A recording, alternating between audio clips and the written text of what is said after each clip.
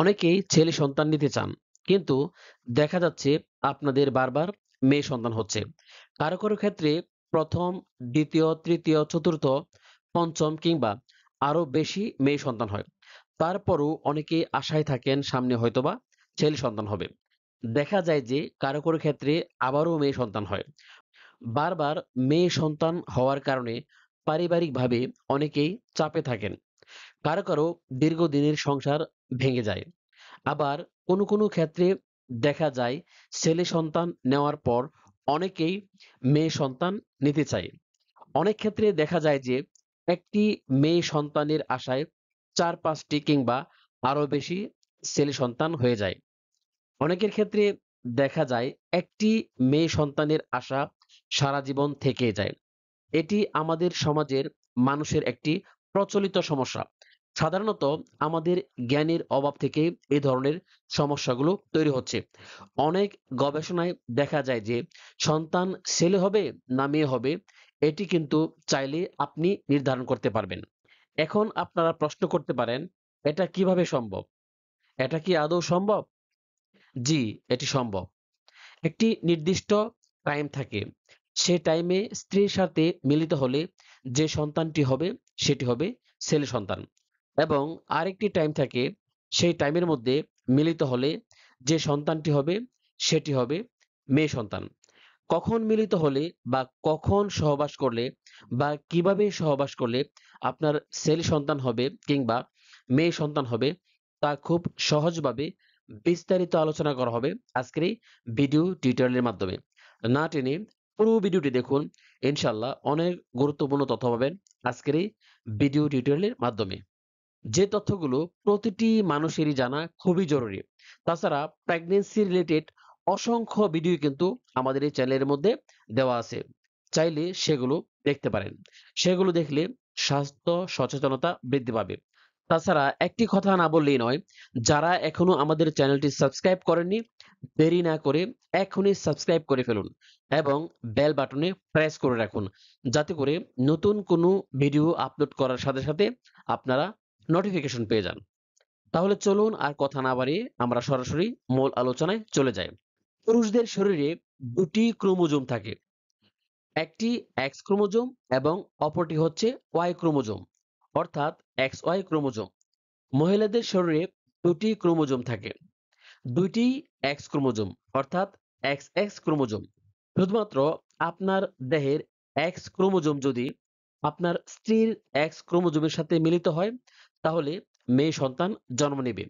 আপনার দেহের Y chromosome যদি আপনার স্ত্রীর এক্স ক্রোমোজোমের সাথে মিলিত হয় তাহলে ছেলে সন্তান জন্ম নেবে।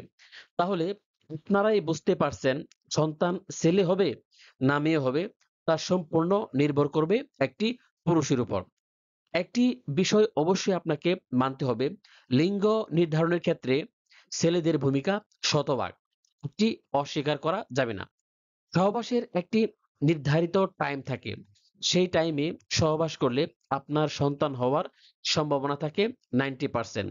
যদি কারো মাসিক নিয়মিত হয় তাহলে মাসিকের নবম নাম্বার দিন থেকে 20 নাম্বার দিনের মধ্যে যদি কেউ স্ত্রী সহবাস করে তাহলে সন্তান হওয়ার সম্ভাবনা থাকে 90%। এই নবম নাম্বার দিন থেকে শুরু করে 20 নাম্বার দিন পর্যন্ত সময়টাকে ডেঞ্জার পিরিয়ড বলা হয়। এই সময়ের মধ্যে সহবাস করলে সন্তান হওয়ার সম্ভাবনা 90%। সেফ পিরিয়ড হচ্ছে প্রথম দিন থেকে 8ম দিন পর্যন্ত এবং 21 নাম্বার দিন থেকে 30 নাম্বার দিন পর্যন্ত। এই সময়গুলোতে সহবাস করলে সন্তান হওয়ার সম্ভাবনা খুবই কম। এই সময়গুলোকে সেফ পিরিয়ড বলা হয়। তাহলে সহজভাবে চিন্তা করলে মাসিকের নবম নাম্বার দিন থেকে 20 নাম্বার দিন পর্যন্ত আপনার সহবাস করতে হবে যদি আপনি সন্তান নিতে চান। আপনার সন্তান ছেলে হবে না মেয়ে হবে সেই টাইমিংটা আপনি কিভাবে মিলাবেন? যে বিষয়টি বলতে চাচ্ছি সেটা হলো জরায়ুর ভিতরে একটি এক্স ক্রোমোজোম মাত্র 3 থেকে 5 দিন বেঁচে থাকে। জরায়ুর ভিতরে একটি ওয়াই ক্রোমোজোম 1 থেকে 1.5 দিন বেঁচে থাকে। যখন আপনি সহবাসে লিপ্ত হন এবং আপনার বীর্যস্খলন হয় তখন বীর্যের মাধ্যমে কিছু শুক্রাণু জরায়ুতে প্রবেশ করে। প্রায় 500 শুক্রাণু জরায়ুতে প্রবেশ করে। তখন আপনার এক্স ক্রোমোজোম যদি আপনার স্ত্রীর এক্স ক্রোমোজোমের সাথে মিলিত হয় তাহলে আপনার মেয়ে সন্তান হবে। ওয়াই ক্রোমোজোম যদি আপনার স্ত্রীর এক্স ক্রোমোজোমের সাথে মিলিত হয় তাহলে ছেলে সন্তান হবে। তবে এখানে একটি গুরুত্বপূর্ণ বিষয় আপনাকে অবশ্যই জানতে হবে। যদি আপনি ছেলে সন্তান নিতে চান তাহলে অবশ্যই আপনাকে ফার্টিলাইজেশন টাইম বা ডিম্ব পরিস্ফুটনের দিনই সহবাস করতে হবে। কারণ এক্স ক্রোমোজোমের চলাফেরার গতি থাকে স্লো বা ধীর গতিতে। সে দুর্বল প্রকৃতির হয়। ওয়াই ক্রোমোজোমটি অতিরিক্ত দৌড়াদৌড়ি বা লাফালাফি করার কারণে হার্ট অ্যাটাক করে খুব দ্রুত মারা যায়। সাধারণত ওয়াই ক্রোমোজোমটি ১ থেকে ১.৫ দিন বেঁচে থাকে। এক্স ক্রোমোজোমটি আস্তে আস্তে বা ধীরগতিতে চলাফেরা করে, যার কারণে এই ক্রোমোজোমটি সহজে মরে না। ৩ থেকে ৫ দিন পর্যন্ত বেঁচে থাকতে পারে। এখানেই মূলত ভুলটা আমরা করে থাকি। ডিম্ব স্ফুটনের দিন যদি সহবাস করেন তাহলে আপনার সন্তানটি ১০০% ছেলে হওয়ার সম্ভাবনা থাকে। তবে কিছু কিছু ক্ষেত্রে নাও হতে পারে। কেন হবে না সেটা আল্লাহ রাব্বুল আলামিন ভালো জানেন। ডিম্ব স্ফুটনের ১ দিন আগে বা ২ দিন আগে বা ৩ দিন আগে যদি সহবাস করেন তাহলে আপনার সন্তানটি কিন্তু অবশ্যই মেয়ে হওয়ার সম্ভাবনা বেশি থাকে। ডিম্ব স্ফুটনের ১ দিন আগে বা ২-৩ দিন আগে সহবাস করলে ওয়াই ক্রোমোজোমটি মারা যায়। অন্যদিকে এক্স ক্রোমোজোমটি বেঁচে থাকে।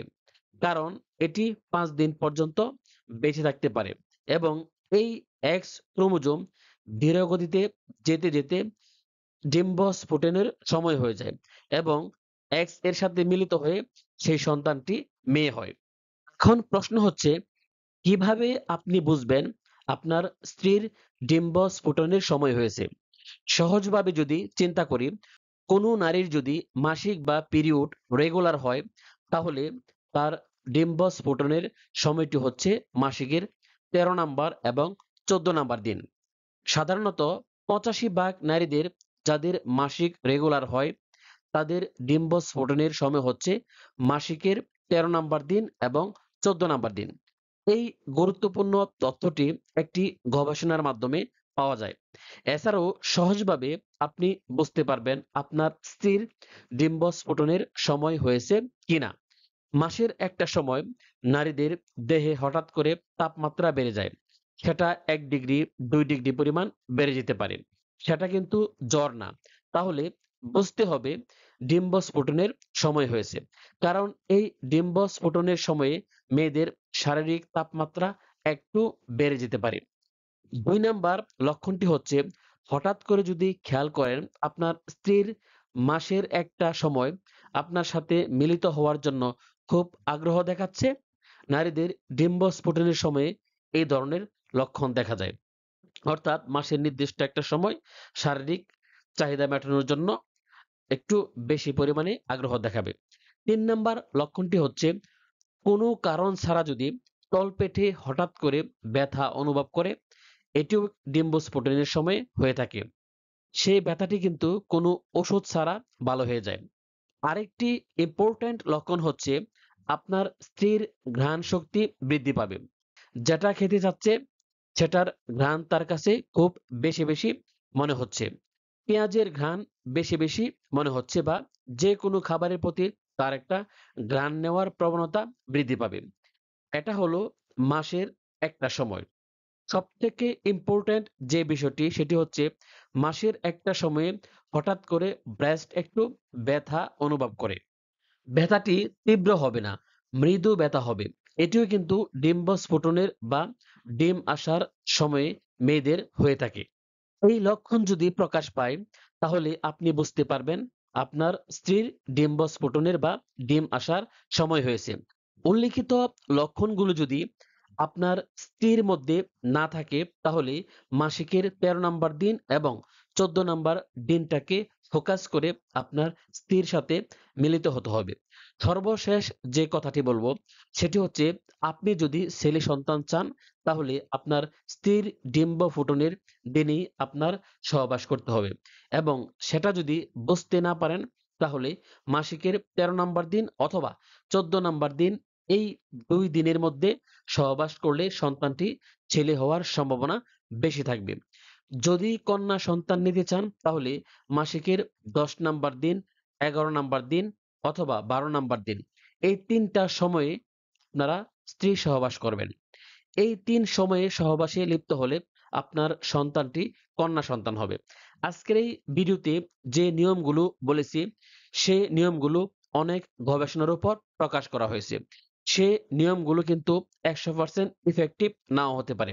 তবে এই নিয়মগুলো ফলো করে অনেকেই ছেলে সন্তান বা কন্যা সন্তান লাভ করেছে। সকলে ভালো থাকুন, সুস্থ থাকুন, নিরাপদে থাকুন। আল্লাহ রাব্বুল আলামিন সকলের মনের ভালো আশাগুলো পূরণ করুক। এই কামনায় আজকের মতো এখানেই শেষ করলাম। আল্লাহ হাফেজ।